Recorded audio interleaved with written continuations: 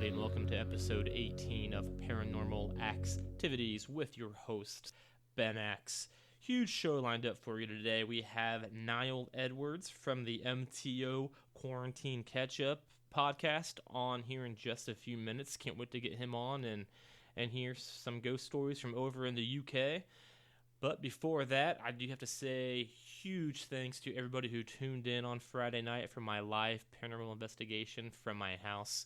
We had a lot of people watching live. We had a lot of people watch later on after it was up and loaded.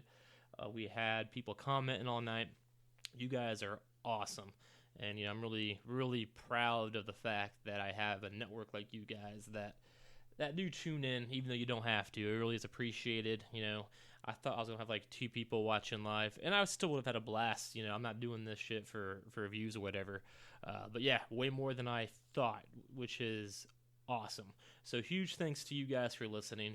Huge thanks to alleverythingentertainment.com for allowing me to do that. It says thanks to them that was able to happen as smooth and as well as it did. So huge thanks to all of you guys involved. And before we get in to the MTO podcast here, I do want to talk about that investigation here for a few minutes first. It was interesting. It was about an hour long, which, investigations typically last all night, So I say investigation, but really it was just me kind of getting used to doing this kind of stuff. That's all it was at the end of the day. And I got some hits at the very end there, which was... I feel like I went back and I watched it, and I feel like it ended abruptly. And so I'm going to kind of talk about why it ended the way it ended, and and go from there. I'm definitely going to do it again, and I feel like it was successful in a lot of ways. So yeah, let's just talk about it here real quick. So if you guys did watch, you'll know what I'm talking about. If you didn't watch, I'm just going to explain it here real quick. So all I did was I walked through my house with some cameras. I had the EMF meter. I was trying to communicate with the spirits using that, and I also had a spirit box that I did a spirit box session with. And I apologize for the audio, guys. I played it back, and it was super loud there for a few minutes, so I'm sure that was very obnoxious for you guys listening. But I didn't really get many hits with the EMF meter at first, and that wasn't surprising to me at all. It's not a circus act. They didn't want to talk at that point in time, or they didn't have enough time. Because again, it's not just like a box that I open up, and here are all the ghosts now. I mean, they have to know that I'm here doing this shit first, right? But it was interesting to do. But then at the end, right, about 10, 15 minutes before it ended, my wife called me. And I'm not going to lie, I was a little annoyed. You could probably tell if you were watching, because, she knew I was doing that, so why are you calling me? I was annoyed by it. But I don't know if you guys know, or if I've talked about it. I'm sure I have. I honestly don't know what I say half the time. That's just how my brain is. I don't know. I just say things. But she has the ability to, channel ghosts, I'm sure we've talked about it with her.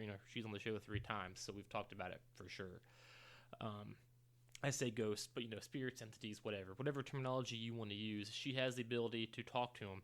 And to make it sound as simple as I can, but also as crazy as I can, it's basically like Whoopi Goldberg in the show or the movie Ghost. That's what she can do, basically. That's what it is. They talk to her brain, and she hears it, talks through them or whatever. I don't know how it works. I don't know the scientific reasoning behind it, if there is one, but that's basically how it is at the end of the day. And that's what she was calling me about. She just called me to tell me that energy is hitting her really, really hard, and she had to get rid of it. So she channeled through my voicemail, basically. And but at the time, I didn't know what was going on. But right after that, that's when the shit kind of happened, and the spirit box that we had it on, and we just hear that the flipping of the channels, but it started to pulsate about 10 minutes after she called me. It started to pulsate real bad, which you could probably hear if you were hearing or listening or watching or whatever. And so after it got done pulsating, at the same time, the EMF meter was lighting up red. I mean, it was lit up. I had to turn the computer camera over so you guys could see it, and it was lighting up. And then it stayed steady halfway on the orange line. And at this point, I'm not going to lie, guys, I kind of I'm not going to say froze, but I didn't ask the right questions. And as I went back and watched it, I'm like, why aren't you saying this? Why aren't you doing this? I very much Monday morning quarterback myself watching that video back. But that's how it goes. And, I was still getting used to it, and I did kind of freeze because I was live, and I was like, oh shit, this is actually lighting up. There's actually something happening here.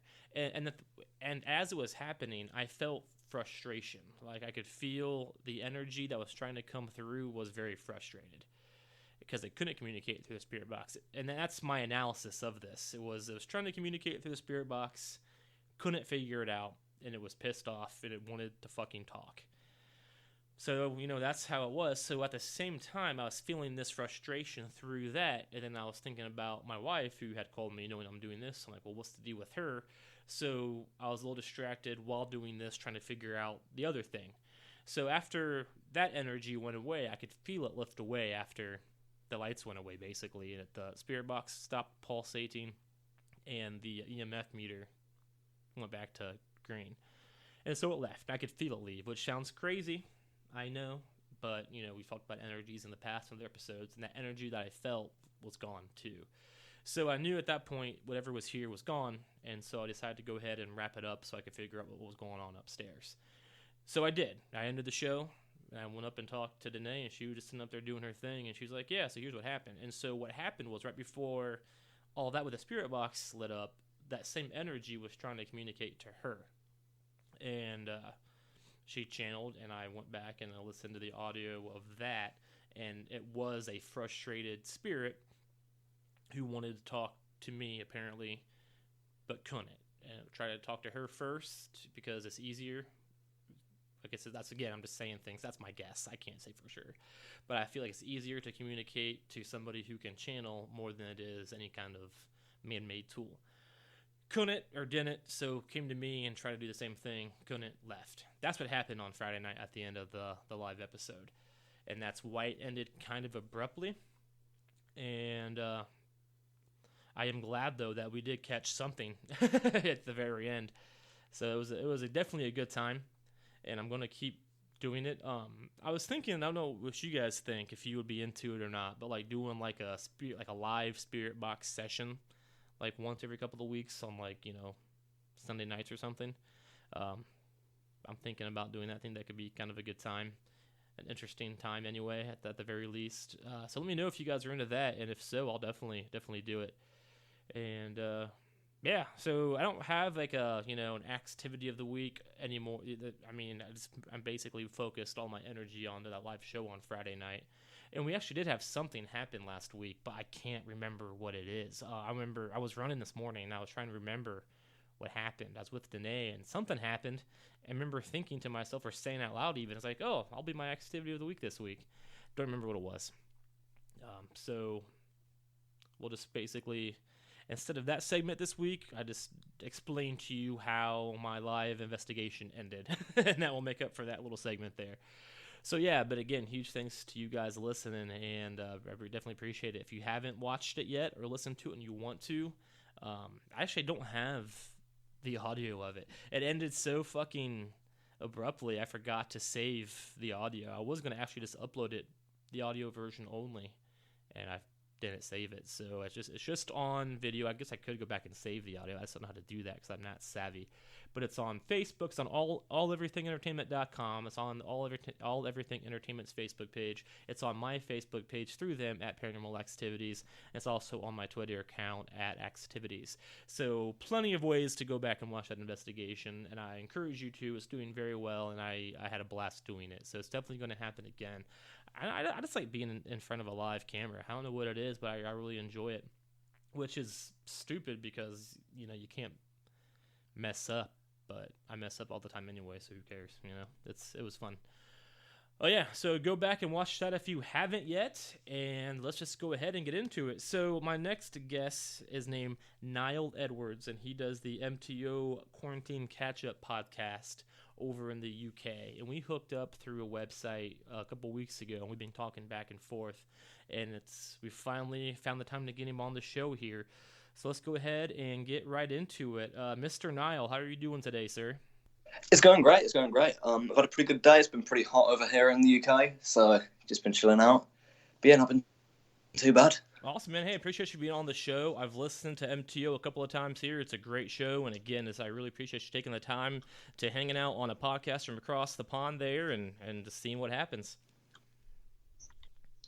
Yeah, it's going to be fun. I've been really looking forward to this, and we've been talking about it for a while. We have so it's glad to finally get in here and be able to do this. Absolutely. It's one of those things, with COVID going on and the world being kind of a weird time, it's harder than you would think to find the right schedule. With everybody being home, you think, oh, we can just record whenever. But that's just not the case. It's crazy.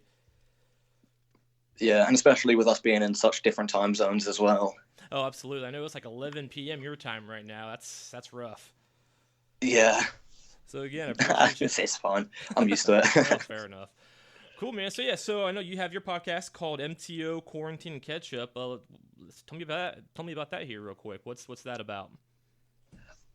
So it's a show. We were discussing doing this MTO project even before lockdown began, and then lockdown came in really heavily in the UK very quickly, and we hadn't really talked to each other in a few weeks, me and my mates. So we were like, you know what, let's do this podcast that all focuses on us, like catching up and talking to each other and remaining friends throughout this current COVID-19 lockdown. And it's been really, really fun to do that. And it's great to have an actual reason to keep in touch with my mates. So we're a comedy podcast that just focuses on having conversations. We sort of poke fun at each other a little bit, but it's all playful, and we all have a lot of fun on it. Yeah, that's awesome. And again, I did listen to a few, not all of them yet, but I'm trying to catch up. But yeah, I really do enjoy it just because it's fun and it seems natural. Like we talked about off air, it's not robotic, and that's makes for a good podcast. Yeah, exactly. All right, awesome, man. So again, I appreciate you taking time to talk about the paranormal activity you've had over there in the UK. So let's just get right into it here. So I know you said you've had a few things. You mentioned a Ouija board. So what kind of paranormal activity have you encountered? So the Ouija board thing happened a couple of months before this story, and I think that experience, I feel like Ouija boards can be kind of explained away often, but for us, something about it really sort of spooked us. And I think the fact that this story happened so relatively soon after it added this extra layer of us sort of being quite freaked out, because it was with a mate who was there when we did the Ouija board. So what it was is we were walking down a street in my hometown, and there's a bridge in this town that is quite famous locally for, very unfortunately, people using it to commit suicide and jumping off onto the road, which is devastating, and it's super, super sad. And there's Samaritans signs everywhere, which I'm not sure if you'll have Samaritans over in the US, but it's a number you can call. It's a suicide hotline and stuff like that. I got you. We have that. And yeah, and it's meant to sort of help out. So that it's a real big issue. And we were walking in this area, and my mate just stopped. He was next to me, and all of a sudden he just stopped. I turned to him and I was like, "What's wrong?" And he pointed ahead at this bridge, and we saw a guy there who looked about 6 foot-ish, just sort of standing, watching over. And because it was very late, it was dark, so we could just sort of see his silhouette. And so we were like, okay, this guy's about to perhaps commit suicide. We have the responsibility to go and try and help this guy. So we stepped forward, and as we walked towards him, it looked like it's weird to explain, but with perspective, things look like they're getting closer as you walk towards them, because obviously they are getting closer. But with him, it just sort of looked like he was staying the same shape in our field of view, which was really weird. But so as we got closer and closer to this bridge, we just sort of saw him vanish, but not even move away, just sort of almost evaporate. And it was weird, and my mate was really, really terrified by it. And me to the same extent, but the way my brain handles situations like these is there's a logical explanation. Let's look at what's happened and we'll figure it out. So I spent a couple seconds standing there going, okay, maybe it was just a branch or something in the shape of a man, but nothing I thought of could make any sort of sense. And I think that's when the sort of this weird feeling came over me. And I didn't mention it because I was like, oh, it's placebo that I'm feeling weird and cold. But we got to the bridge just to make sure there was no one there. And we looked up and down, and we looked off the bridge. There was no one. There was nothing. But we kind of just like both imagined the same thing, could we? Like, that's what I don't get. Oh, absolutely. That's crazy. I'm sorry. Did you say that it did, like, the temperature did go down when you got closer to the bridge? Yeah, we felt like we were getting like colder. Huh. Yeah. Which is like a common thing I've heard, and it's like, oh, it was really tense. And then, so we left this area and like got back onto the main road, and I mentioned to my mate, I said to him, I didn't want to say it at the time in case it was placebo, but did you feel like a chill there, like this weird presence, and you were cold? And he like looks at me, his eyes just went massive, and was like, yeah. It was something else, like an experience I've never felt. Oh, that's crazy. I mean, absolutely. How long before that did you use the Ouija board, do you think? About 2 months before, I think. Maybe not even that long ago. Maybe about a month before. But the thing is, it was in a very similar area, because the whole point of us doing the Ouija board in this forest was because of the fact it was quite close to this bridge, and we were like, okay, if there's a place in our town that we're going to do a Ouija board, let's go all out and do it here. So it was in like the same location. Gotcha. Because this bridge is sort of like near this forest. It's near the entrance to this forest, and we were just in the forest, like maybe 25 meters away. Oh, wow. That's awesome. Weird. It was very weird. I will say, like, the Ouija board is one thing I would never use. I've been, involved with the paranormal stuff for quite a while now, and I still won't touch a Ouija board because I hear they're all evil and shit like that. Yeah. But, whatever. That's pretty wild. So, I mean, it sounds like you may have, like... Well, I'm sorry, go ahead. Well, I was just going to say, like, I'm like quite a logical person, I think, and I always do my research into this sort of things that I encounter. And from what I've seen with Ouija boards, it's just like your own muscle spasms or something like that moving it. But I'm not even sure if I believe that's the case. Like, it felt, when we were doing it, weirdly supernatural. And it was weird. And maybe it's this feeling of dread we had anyway, because we read the instructions and it was like, turn off your phones, turn off anything like that.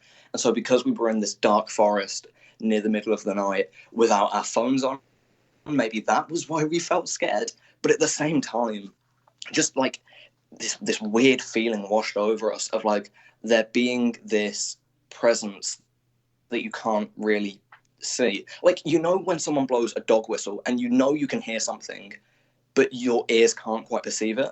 Absolutely.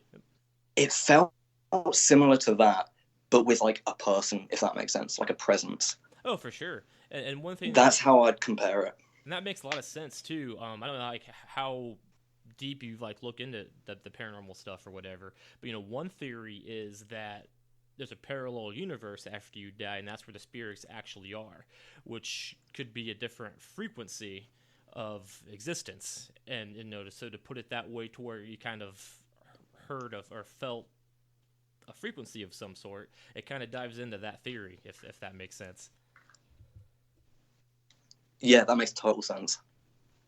That's crazy. I've never actually seen a spirit that clear, and it's so cool. It's cool how you said how like you walked towards it and it stayed the same size. That's interesting. I never heard of a experience like that, I guess, if that makes sense. It's always cool to hear cool and different things. Yeah. Well, good deal. Like I said, Which, that's what made me think that I was sort of imagining it, that it was staying the same sort of size in my vision. But then my mate described the exact same thing, and that's where it gets weird. Absolutely. And that's what's validating. That's what I like to hear, people experiencing the same thing, because, otherwise you could just play it off to your imagination or whatever. So when you have two people, clearly it's not your imagination if the other person is seeing the exact same thing. Yeah, exactly. Oh, hell yeah. All right. Yeah, like I said, I have a spirit box that I use. I'm not sure if you're familiar with that, but it uses radio frequencies, and they say that spirits, whatever, could communicate through that. And that's kind of how I feel about a Ouija board. I don't like you said with your muscle spasms. It's hard to believe that a Ouija board dial or whatever it's called is actually moving itself. But at the same time, I don't fuck with them. I don't know why. It's just one of those things. But and especially when you're in that moment, you're like certain that you're not moving. Like it's something else, man. Oh, it's something else. Absolutely. That's crazy. Yeah, I mean, it sounds like you may have seen like the remnants of like somebody who has committed suicide on that bridge, if that makes sense. There's a word for that. I forget. I don't know what the word is, but there's a word for where just like the same event occurs over and over again. So it's not like an intelligent spirit, but just like a playback spirit. Again, that's not the right definition, but that's what happens. Yeah. I don't remember things that well. I get what you're saying. Well, because especially like that perhaps wouldn't even be the first and only time I've seen something like that. Like, because me and my mates do things like that quite a lot. We enjoy like going to sort of creepy places in the night. Like we're all obsessed with this sort of paranormal thing and trying to like see if there's anything to it. So we do a lot of that, almost like urban exploring sort of thing.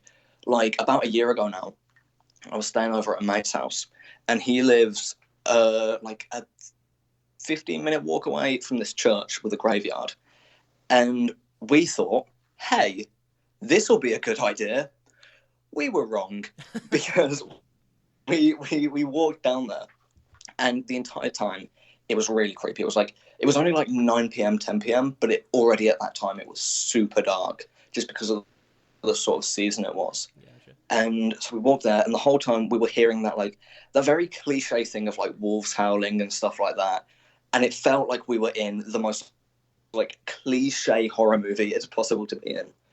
And so we were walking through this graveyard, and I just kept on sort of seeing people running, but like silhouettes and little things like that, and tiny things that aren't like major encounters in and of itself, but when I'm just sort of seeing someone run by every like 5 or 10 seconds, that's when it's really weird for me. No, absolutely. Yeah, I mean, and I would say that's probably the most paranormal experiences people have, because again, like you said, it's not just one big thing. Well, there's a ghost. When you have 5 or 6 little things happening all at once, that's not normal. And like I like to look at the sort of psychological side of it, maybe, of you're feeling scared, so your brain's trying to come up with a reason that you're scared. And I find the human brain really interesting in that regard. And so I'm really not sure which side I fall on, of whether I believe it's a psychological thing or if it's a paranormal thing. Sure. But then what really sort of got me there, and it's something that I didn't see, but my mate this is a different mate. I've got a lot of mates, basically. That's what I'm trying to say here. But my mate, he is like very sort of stonewall. Nothing gets to him. I've seen him scared once, and it was this occasion. We were in this graveyard, and he was just sort of looking out across these sort of like graves, and out of the ground he sees like a raven fly up and then just go. And it's the only time I've ever seen him genuinely terrified. That in itself is scary. Yeah, and I think seeing his reaction is what really freaked me out there. And I think it was that moment that, because he told us that, and we were all like, nah, man, we gotta go. We gotta get out of here. Yeah, I understand that. I have a story similar where I was with a buddy of mine. He was like a cop. He was a chief of police, and just a kind of a badass dude. And we were at a cemetery in the same kind of scenario, and he was legit freaked out too. So seeing somebody like that freaked out makes me way more freaked out. So. Yeah, it's a crazy sort of thing to see. Absolutely. Like someone you don't expect to freak out so much, just losing their mind completely because of something they've seen. It's something really haunting.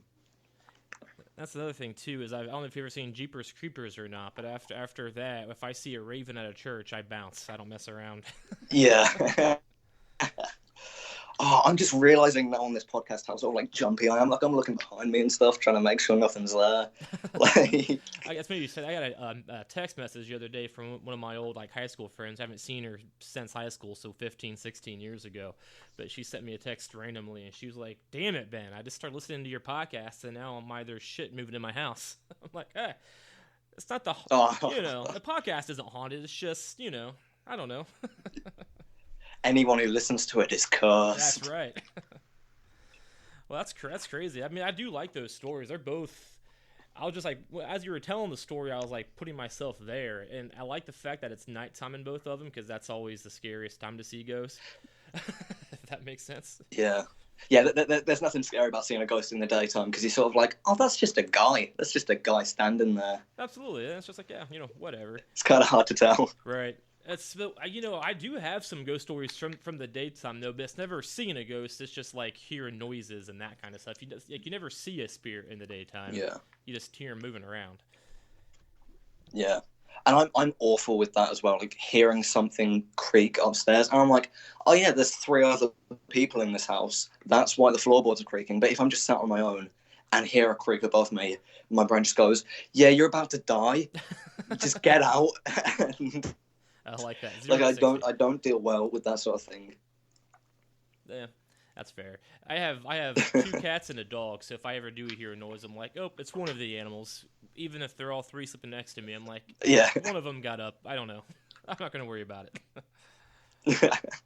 Have you ever woken up in like sleep paralysis and seen something like terrifying? Oh, absolutely, yes, sir. So when you bring that up, I started getting sleep paralysis. I can actually tell you the year in 2009.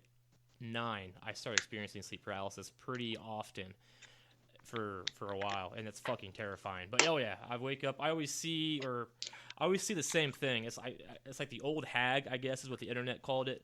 But like the thing that I see is like a black shadow creature, and he always just like kind of stands over me, and then he always like whispers shit.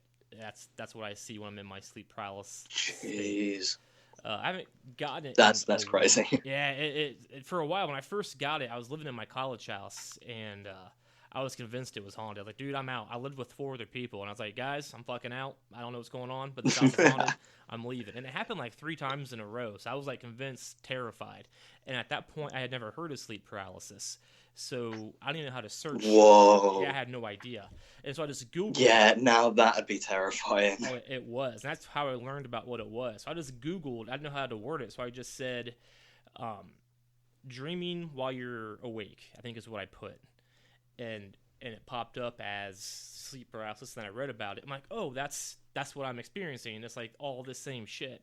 And then after that, I was able to kind of control it a little bit. So I would, I'd wake up in the paralysis state, but I could, tell myself it's all fake and it's just medical, and then I could kind of push myself out of it. So now when I get it, every once in a while I freak the fuck out.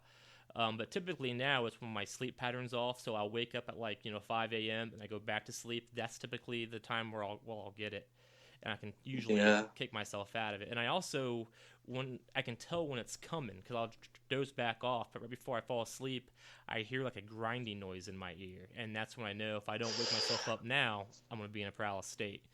It's weird. But, yeah. Wow. How about yourself? I think. I've never had it, or I don't think I've ever had it, but I have like a really bad habit of whenever I wake up, like I have to set my alarms 2 hours earlier than when I have to wake up, because I don't remember anything that happens the first hour I'm awake. Like it's just me laying in bed, but my brain wipes it all out. Like I've had things where my parents have come and told me, oh yeah, I told you this thing in the morning, why didn't you do it?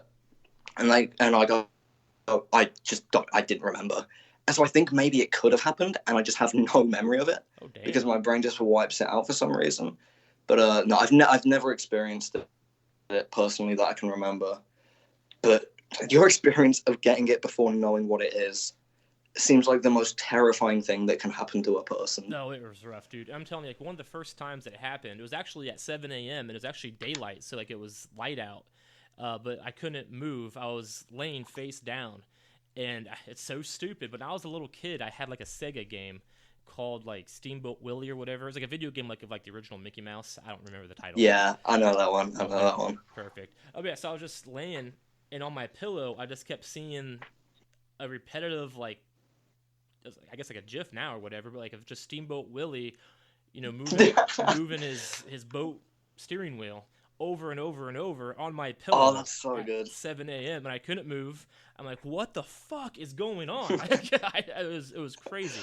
And that was like the first time I've ever experienced Oh, it. that's great. And then that same time, I hear a voice in the back saying, "I'm going to get you, I'm going to get you," over and over, getting louder and louder. Ooh. And I was convinced it was like a demon just like killing me right now. Like, it was nuts. But yeah, Yeah, that's where it gets scary. It was, and I'm telling you, because I was like 20 years old at the time, so I didn't know anything about, and at that point, I wasn't really big into the paranormal either, so I was just kind of like, I mean, I believed in ghosts and stuff, but I kind of was just doing my own party things. I didn't really get into anything, and I was just like, I'm gonna die. I'm Yeah. So I started drinking heavily because screw it, why not?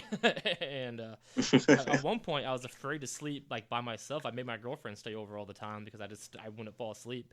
And then I researched it, and then, like I said, that's when I was able to control it. And now I barely get it, but every once in a while it creeps up.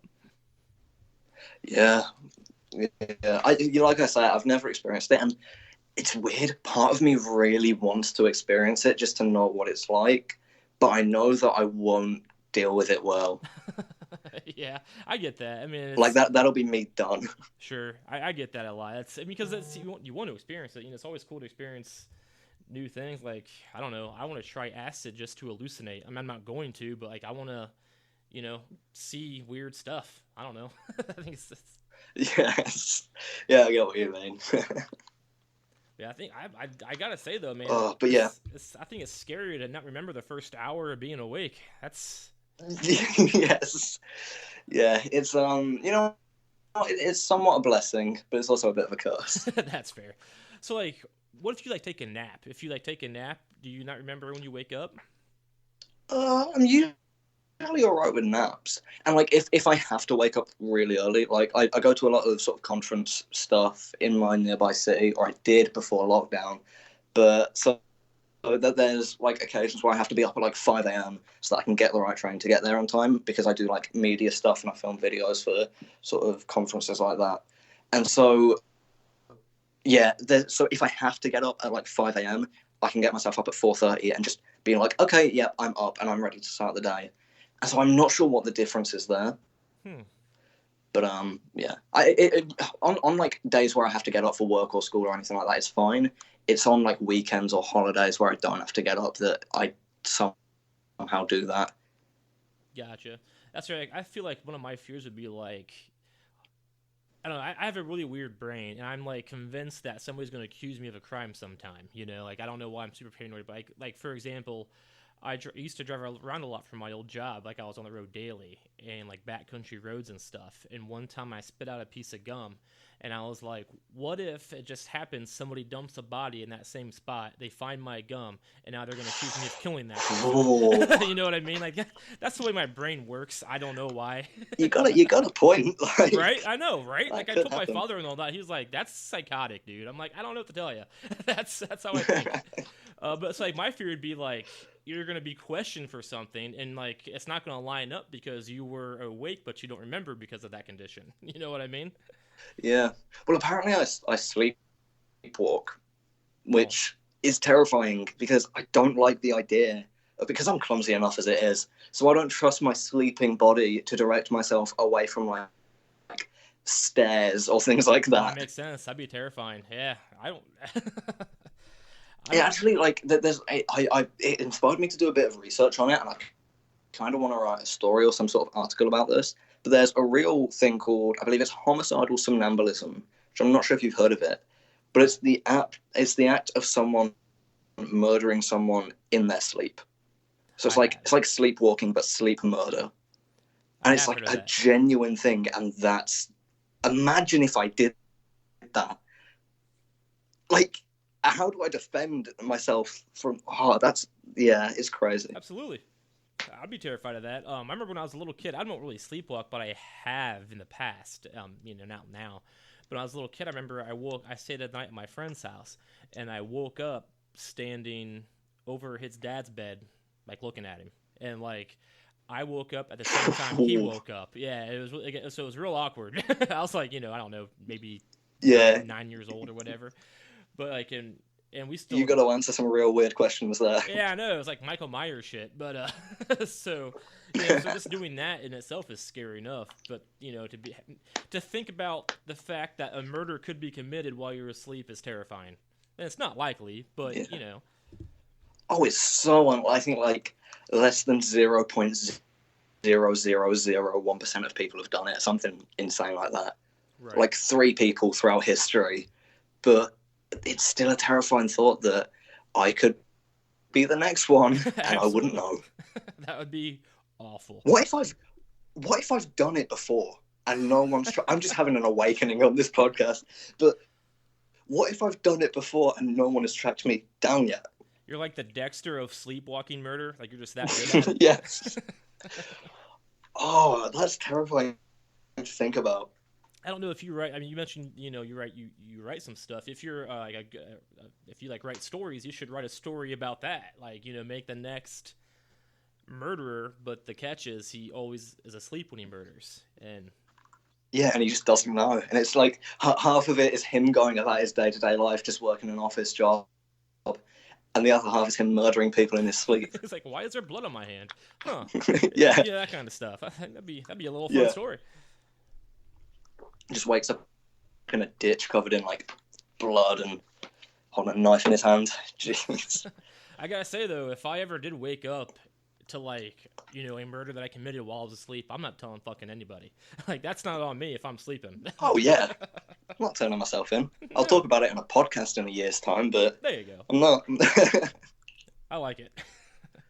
All right, man. So do you have any other ghost stories here for us? Let me think.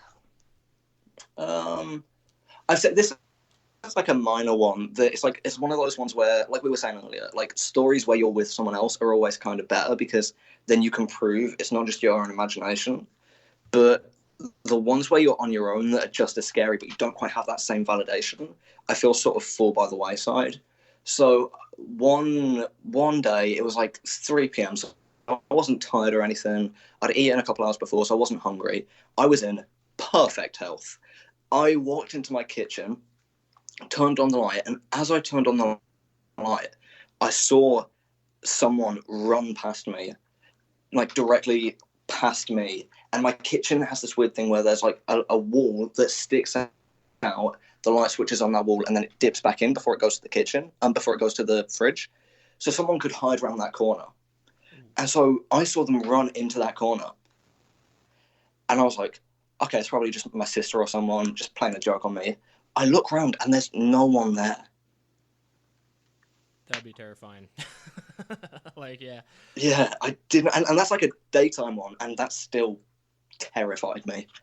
Oh, absolutely. Actually, I put a camera in my living room because of that kind of stuff. I've had a couple experiences similar to where, like, I'll see something like in the corner of my eye or whatever, and I just put a video camera in my living room to see if it catches anything. So far, it hasn't, but at the same time, I haven't been looking because I don't really want to know, I guess, if that makes sense. Yeah, you got to sort of, like, shield yourself, right. Like, instinctively. But, like, speaking of that sort of thing with cameras, I remember it would have been about, when was 2014? 6 years ago now. Jeez. But my dog, very sadly, passed away. I'm sorry to hear that. But then, like, for a solid 3 months after that, whenever, like, we'd film a video of just, like, my sister doing something in the living room, doing some, like, skipping rope thing or something in the kitchen, occasionally we'd see this sort of almost like a shadow but reversed, like just this patch of light in vaguely a dog shape sort of around that area. And I remember being too young to, like, really understand what that was. But I remember my parents looking at it and being confused by it and being like, that's like some light on the ground in a dog shape and it was like consistent for 3 or 4 months. So I should probably ask them about it again at some point, because I can't really remember too many details about it because of how young I was. But yeah, that was a crazy that's cool. That's interesting thing to see my parents go through. Absolutely, that's interesting. My wife has a pet ghost story as well, and I listened to another podcast called Haunted AF where they do like ghost stories and stuff, and they have like a whole segment every week dedicated to a pet that's passed and has like done paranormal things. So I've never experienced anything like that myself, but that's definitely a really cool story. And I like those because I feel like the pets come back to like hang out with their owners. There's something Yeah. pure about that, other than it's not a mean spirit or whatever, but it's a pet. That's awesome. Yeah, but in a weird way, it's also kind of upsetting because would the pet know they're dead and they're trying to get some like fuss and affection from the owner, and the owner doesn't realize. And that's when, because I can look at it at the point of view of, oh, it's a pet trying to hang out with its owner, that's nice.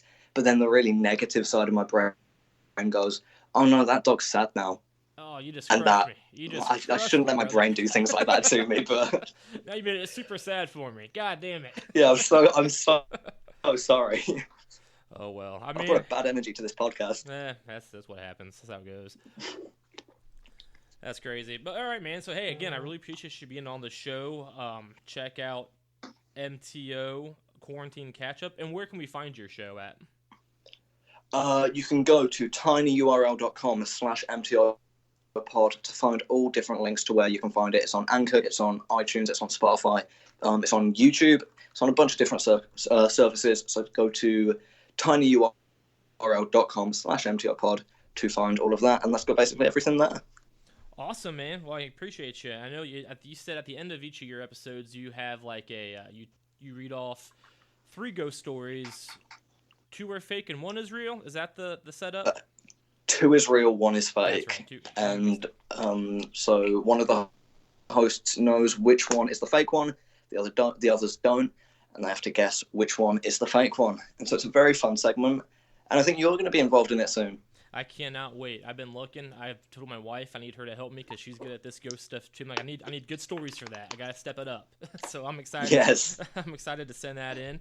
And again, brother, I appreciate you being on. I do, like I said earlier, I do really enjoy your show. It's a lot of fun to listen to, and so guys, be sure to check it out. And again, man, I hope to have you on again one of these days. I really appreciate you being here. I had a lot of fun talking to you, and it was very nice to meet you. And stay safe over in the UK during this COVID nonsense. Thank you very much. It's been great being on the show.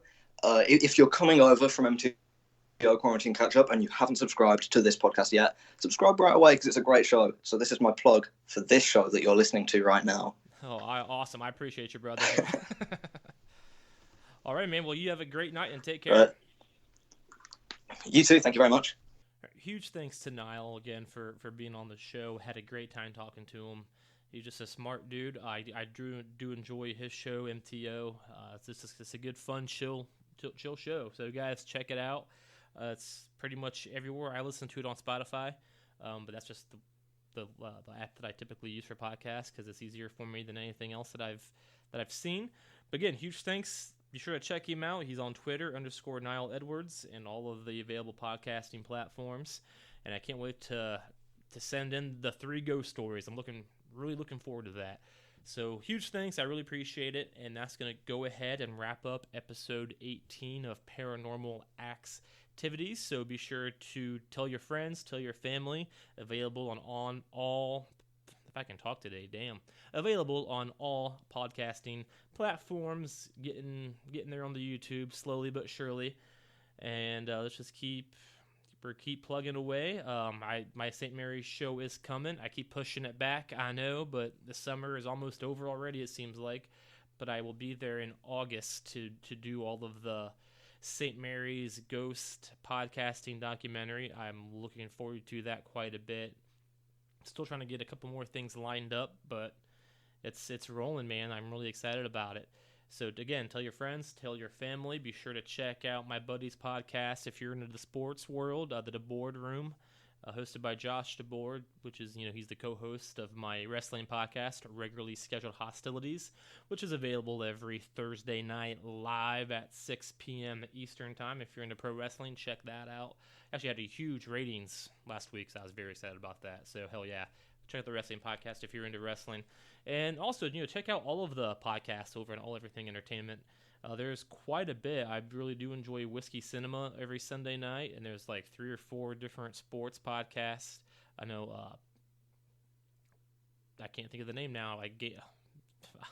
I'm bad with names, guys. I apologize. But yeah, so just check out all of those podcasts over there. There's something for everybody. Movies, TV, sports, wrestling, paranormal. There's all kinds of stuff. So check it out. And at the end of the day, let's just keep learning together.